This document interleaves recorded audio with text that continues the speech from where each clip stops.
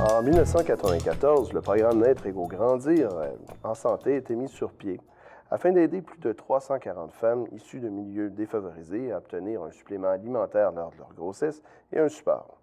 Pourtant, la notion Naître égaux englobe davantage d'enjeux que d'apporter un supplément nutritif lors d'une période de gestation.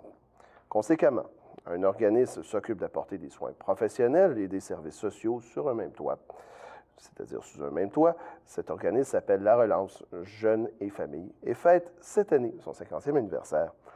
Bonjour, Mme Richer. Bonjour. Bonjour. Merci de me recevoir. Je vous en prie, merci, c'est un honneur pour nous. Tout d'abord, la première question que j'aimerais vous poser, pourriez-vous nous définir qu'est-ce qu'une inégalité sociale dans un contexte d'enfance?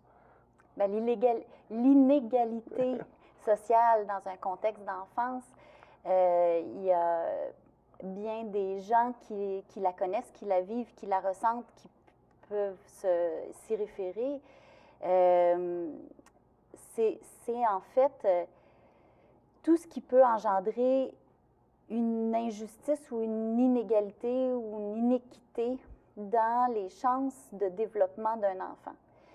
Et évidemment, le contexte socio-économique est la base à partir du moment où les parents ont des inquiétudes financières, vivent dans une précarité, ont des conditions de vie difficiles, rencontrent des difficultés dans la vie, peu importe la nature, la source de ces difficultés-là, ça engendre du stress chez les parents. Puis, on peut très bien s'imaginer que ce stress-là, ressenti par les parents, est un stress qui est absorbé par l'enfant. Puis, le stress absorbé par l'enfant va s'exprimer différemment, c'est-à-dire l'enfant peut, sans le savoir, avoir des réactions dans son attitude, dans son comportement, dans ses capacités d'apprentissage. Il va y avoir des répercussions, il va absorber ce stress-là et ça va se traduire différemment. Donc, la qualité du sommeil, la sécurité alimentaire y est pour beaucoup aussi.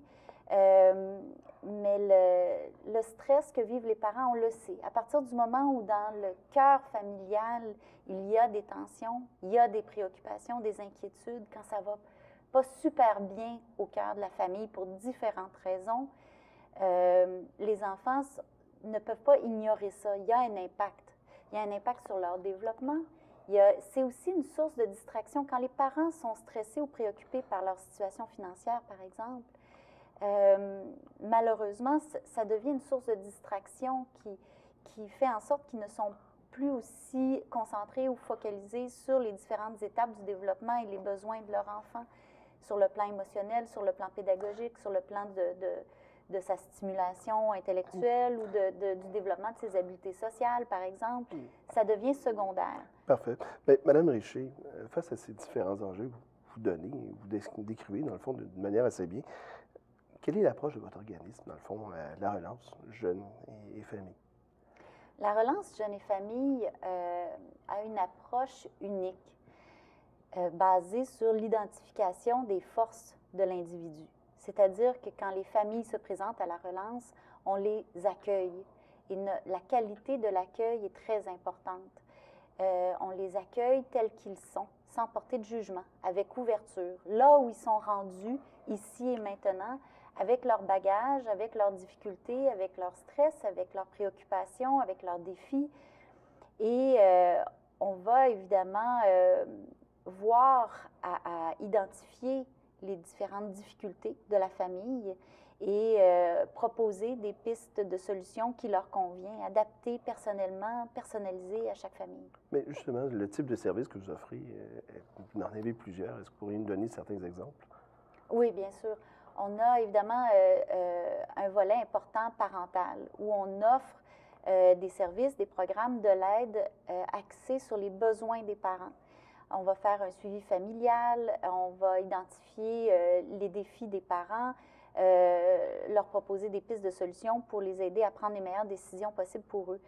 Évidemment, le cœur de notre action, c'est vraiment tous les services et programmes offerts aux enfants. Il y a un volet 0-4 ans, il y a les clubs jeunesse pour les 5 à 12 ans, il y a le programme de la relance qui est intégré à l'école primaire Jean-Baptiste Meilleur et intégré à l'école primaire Champlain. Donc, on a des équipes d'intervention dont les bureaux sont à même l'école et qui peuvent partager le quotidien des enfants, les accompagner dans leurs défis tous les jours. On a différents programmes aussi qui s'adressent à un plus large public. Je pense notamment à Parenthèse. Parenthèse, c'est vraiment des ateliers de formation, d'enrichissement de compétences parentales, mais qui s'adressent aussi aux familles de nouveaux arrivants qui ont des besoins en francisation, qui ont besoin d'informations sur comment fonctionne le système scolaire québécois.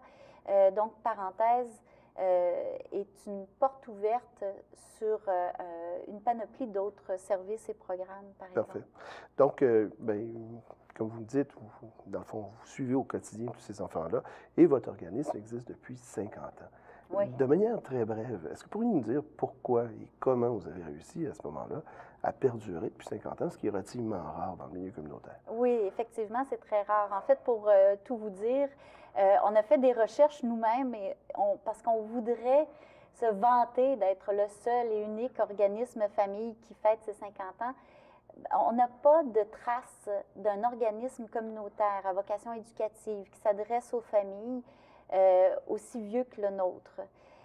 C'est exceptionnel. On fête 50 ans. La Relance Jeunes et Familles a été fondée en 1968, à l'origine par des sœurs de la congrégation Notre-Dame, mais c'est vite passé entre des mains laïques.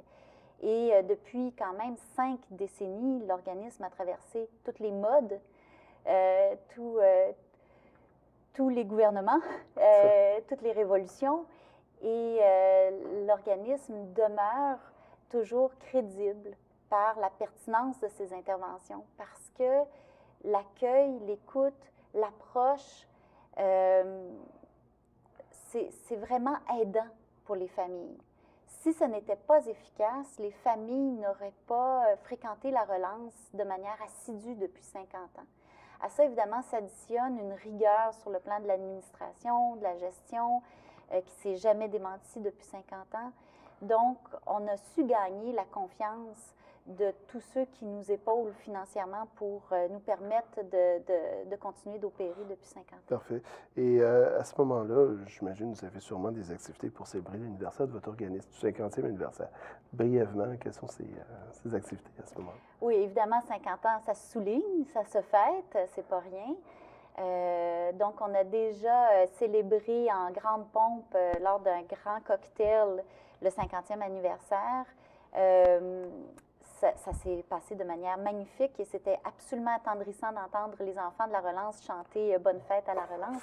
Mais au-delà de ça, nous avons aussi le lancement d'un livre qui est accessible gratuitement sur notre site Internet. Quand on va au www.relance.org, dans l'onglet de documentation, on peut accéder au livre historique de la relance et découvrir toute l'histoire, le parcours, c'est vraiment fascinant de voir comment la relance est intégrée au quartier Centre-Sud depuis 50 ans. Parfait. Et maintenant, vu que malheureusement le temps file, où peut-on et comment peut-on s'impliquer dans le fond à votre organisme et où peut-on vous rejoindre simplement? C'est sûr qu'on a toujours besoin de bénévoles.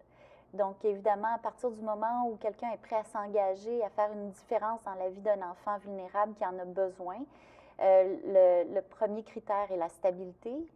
On peut s'adresser à Carlos ou à Cathy. Leurs coordonnées sont sur notre site Internet. Il y a un bouton, c'est écrit « Devenez bénévole ». On appuie sur le bouton, c'est tout simple. Il y a les numéros de téléphone et puis les courriels. Et puis qui sera justement affiché là, au bas de notre parce qu'on a besoin de bénévoles, surtout pour l'aide scolaire, l'aide aux devoirs, dans le cadre de certaines activités spéciales aussi.